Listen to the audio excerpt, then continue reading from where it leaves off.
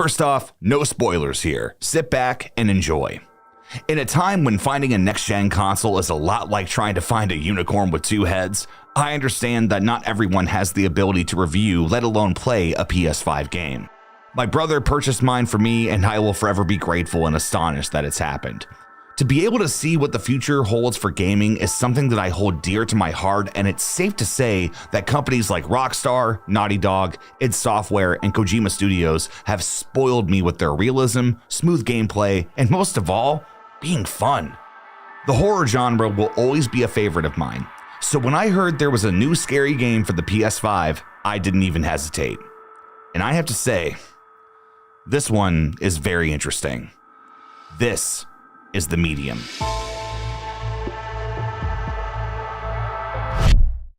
Starting off, if you're going to play this game, here's a blanket trigger warning. This game deals with very real issues surrounding sexual, physical, and emotional abuse. The game itself actually warns the player when you start the game for the first time. Seeing this, I was skeptical. Most times when a game warns of this, it mainly means that it's violent or has strong language. This trigger warning is absolutely warranted, and I encourage you to decide for yourself if you should dive in. This game's story, while not the best out there, does in fact face these things head on. And in my opinion, I think it was handled decently. The game design very much feels like Silent Hill.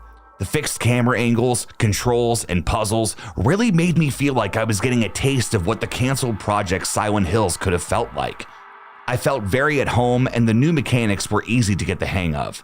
Speaking of which, man, the DualSense controller is nice on this one. There are times that you have to investigate things and the controller itself will move your field of view.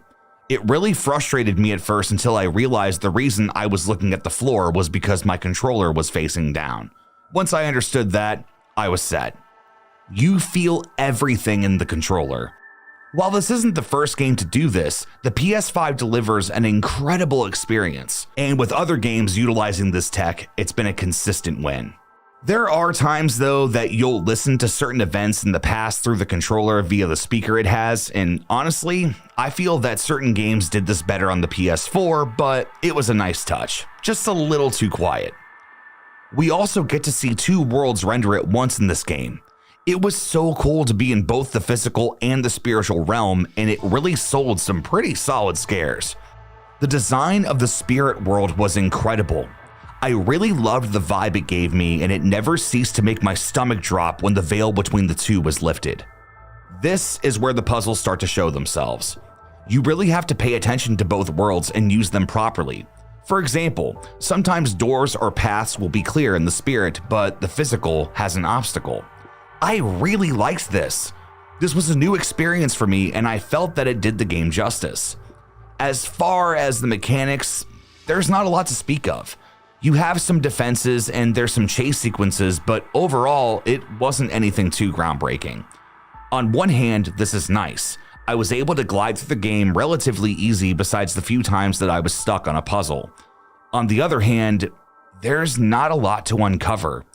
Really, there's only one spot in the game that completely changed how you played, and that was it. Not a lot of variety in this one.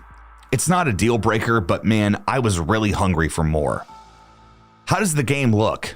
Well, at times, it was incredible. The cinematography and gameplay and cutscenes, oh man, what a beautiful utilization of the camera and very smooth motion, especially when walking through the woods. There were times that I really saw the design of this game shine. For the first few hours of the game, I really felt like I was experiencing better graphics than the PS4.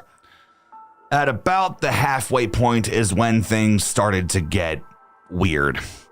I won't spoil what scene it was, but it involved mirrors, and I'm not kidding or over-exaggerating. Every time the camera moved, the textures would flicker in and out. At first, I thought maybe it was a stylistic choice, but if so, it looked really bad. As I stated previously, I've been spoiled with games that really make 3D models look like they're actually interacting with each other. This game falls into the clunky side of things, and I was really disappointed. Sometimes it looks amazing, and other times I felt like I was back at the PS2. Now, did this ruin my experience? No, but I will say that it definitely took me out of the moments that I started out invested. Now, the story. We follow a medium named Marianne. She's explaining the events to somebody who is unknown that have led her to where she is now. I'm a sucker for this way of telling a story, and I feel that this was handled properly. We learn that she has a father figure that has recently passed away, and you go through the process of helping him to the other side. It was very effective, and I felt for these characters. She then receives a phone call from someone named Thomas who claims to know her power and that he desperately needs her help. He tells her to go to an abandoned resort. This is where the game really begins. The atmosphere of this place is awesome. As Tim Burton nailed the feeling of Sleepy Hollow, this game soaks you in this world. So many times the sounds or the visuals would make me tense up in anticipation. That's the great thing about this game. This game is actually scary. The creature designs were awesome. The chase sequences had me on the edge of my seat. The best character in the game for me had to be Ma, the demon-like character that wants to, and I'm quoting him here, wear you. His voice was so haunting, childlike with the ferocity of the other side. So you can imagine my surprise when I found out that it was Troy Baker, the man, the myth, the legend. Well done, sir. All I heard was the character and not you. That truly put a smile on my face. The voice acting was solid for the most part. Marianne was kind of hit and miss for me, although Thomas, I feel, was the best out of the alive characters. Sadness was awesome. Her innocence in this dark world was a good contrast to all of the imagery and subject matter. This is where we enter into the trigger territory. I won't be spoiling anything such as who the abuser is, but I do want to tackle this head on. As you're piecing together the story, you learn that there was a very serious incident of abuse, and it really becomes the foundation of what drives everything. Emotions push this all the way to the end, and the game really relies on you, the player, being all in on this. I have to say, just because it worked for me, doesn't mean that this will work for everybody.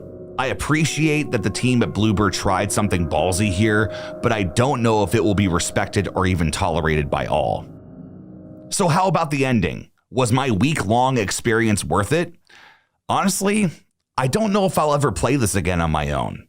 This is definitely a game that I would love to watch people react to for the first time, but I don't have anything that I want to uncover or revisit. The replayability of this game, in my opinion, is not present. There were some solid things I definitely liked, but I don't know if I will miss this game. Who knows, I could get a bug to play it later on, but as of right now, I'm happy working through Returnal. So, the medium. What are my final thoughts? Should you play it? I think if the idea interests you, go for it. There are some things worth experiencing, but don't expect it to be a groundbreaking thing. This was at the very least a good one-time horror experience that I'm glad I had. I would like to see more games use the dual world rendering, but as far as how that would work practically for another genre, I really don't know. This really feels like a one-time thing. Now I want to ask you, have you played the medium? Comment below and let's talk about it. If you enjoyed this review and you want to see more videos like this, make sure you like the video. It really helps out the channel a lot. Also, don't forget to subscribe and hit that notification bell. That way you never miss an upload. And as always, I will see you in the next one.